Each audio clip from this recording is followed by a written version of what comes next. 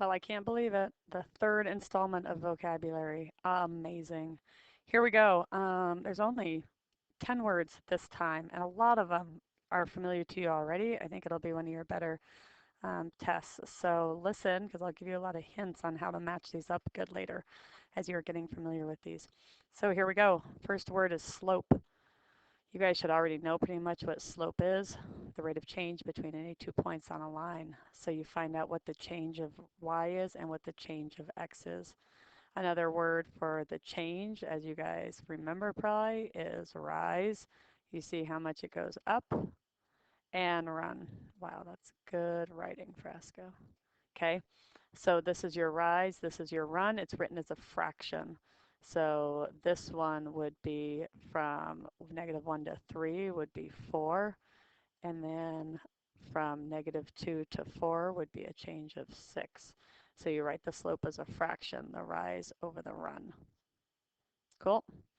We'll get into that more, but know the basics of that's your rise, this is your run.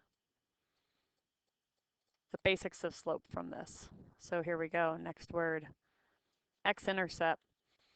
We spend a lot of time in 8th grade talking about y-intercept. I don't know if it's changed, but I never talked about x-intercept much in 8th grade. So the x-intercept is where the graph comes and it hits the x-axis.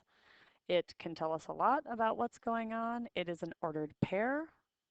It can also be a single number depending on how you're referring to it. If it's in an equation or if you're just referring to it as an ordered pair. So the x-intercept for this guy would be over 1 over 2 over 3. The x-intercept is 3. Cool, just saying where it hits. Okay, hit pause, and I'm going on.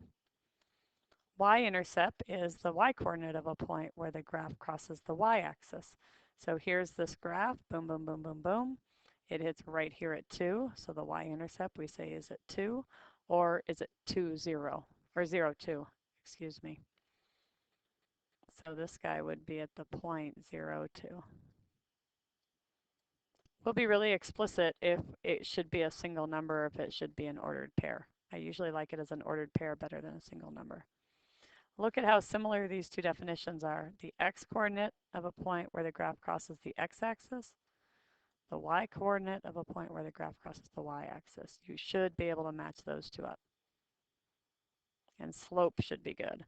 Okay, last one on this page is vertex. Vertex is a point where a graph changes direction. So lines never change direction. They keep going in the same direction forever and ever. But we will get into other graphs. This guy's called a parabola, and it has a vertex because it has a place where it's going up, up, up, up, up, then all of a sudden it changes and it's going down. Absolute value graphs, and we'll do those in this chapter, change direction. So a lot of times graphs change direction. It's called the vertex, and they're interesting because something's usually happening at that point. Okay, hit pause if you want to. Got a comic for you. I love Calvin and Hobbes. I don't think you guys get to see him enough. So here's my Calvin and Hobbes for you guys. I'm kind of anxious for the first snow.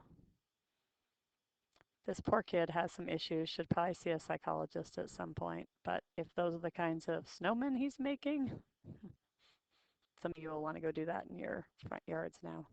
Okay, next words, family of functions. So this will probably be new to you. A family is a group, so it should be pretty easy to match that up. It's a group of functions. A family is a group. They have similar characteristics. So this is an example of a family of graphs, family of functions. Notice the equations are all very similar. They all have a y and an x, a y and an x, a y and an x. The only thing that's changing is the number in front of the x. Nothing else is changing. Therefore, the graphs all look very similar. The red one right here is this y equals x. The blue one right here is the y equals 2x. And the green one right there is the y equals 1/2 x. So they all look very similar, but they've changed in some way. So there's that similar idea, but they're not exactly the same. They've got something that's a little bit different on each. I took a drink, so excuse me if you heard that. Okay, hit pause. So parent function, I don't have an example because I'm going to go back to this one. Parent function is the most basic function in a family. So in this family of graphs, the parent function would be this one. It's the most basic. There's no numbers, there is no anything else. So the parent function is y equals x. So it's the most basic. It usually doesn't have numbers. If there's a number, it might be a 0 or something like that. The cool thing is you can see the basic shape that a graph makes with the parent function, and then you can look at how the numbers make it change by adding numbers here and there. And we'll do a lot of this year. Okay, so transformation. When the equation changes from its parent function to another function, it goes through what's called a transformation. This is just like what you've learned before in math, a transformation being a reflection, a rotation, a dilation, and a translation. So we will take those and apply them to graphs. So a transformation is a change in the size, that would be a dilation, shape, position, or orientation of a graph. Like the way it's sitting, that's what orientation is. So this red graph translated up 4 spots. It's the exact same graph, it just slid. Remember, a translation is a slide. It slid up 4 spots. So we're going to talk a lot about transformations. Reflections will come back, translations, all of those kind of things. Okay, hit pause if you need to. Last page.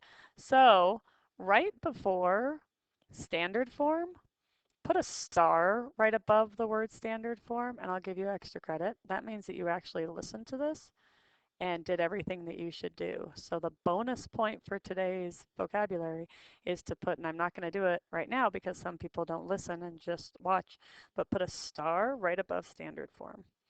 And you'll get extra credit. Okay, definition.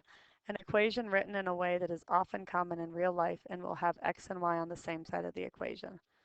This is my definition. I couldn't find a real definition online or anywhere that I really liked. Standard form of an equation is, for a linear equation, it looks like this. See how x and y are on the same side of the equation and then they equal something else? Crumb. Hit pause. I'm going to hit pause. I'll be right back. Okay, I'm back. I realize there's a mistake, and this is how I'm going to fix the mistake. This part is standard form for linear. It'll have x and y on the same side of the equation. Standard form for some other equations that we're going to do this year won't necessarily have x and y on the same side of the equation. This chapter, we're going to deal with just linear equations, and when they are linear, they will have x and y on the same side of the equation. So this is the standard form for linear. You might want to write it down. We'll make a really big deal out of the 3 forms that we will go over this year. Okay, so there's standard form. There's slope-intercept form. This is just for lines as well. This is the one you probably dealt with last year, so you should be pretty familiar with it.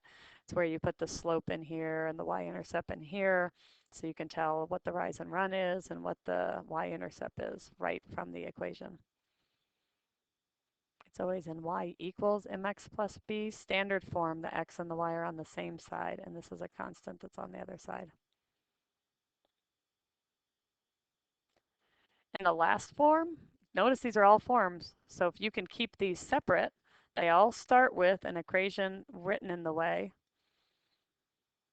Standard form has x and y on the same side. Y-intercept has y equals the y-intercept. And vertex form, an equation written in a way so the vertex of the graph is obvious. Now, there's not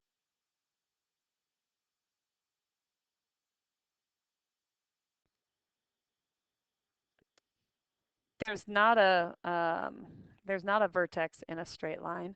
And so I showed you vertex form of a parabola. You can also do vertex form of a absolute value and other ones. Don't let this freak you out.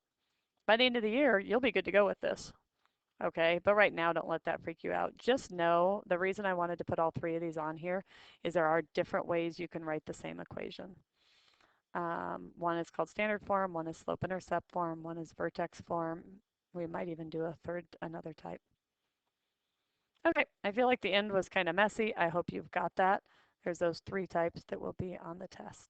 So good luck, and we'll talk to you later. Bye. 8 minutes, short one. See ya.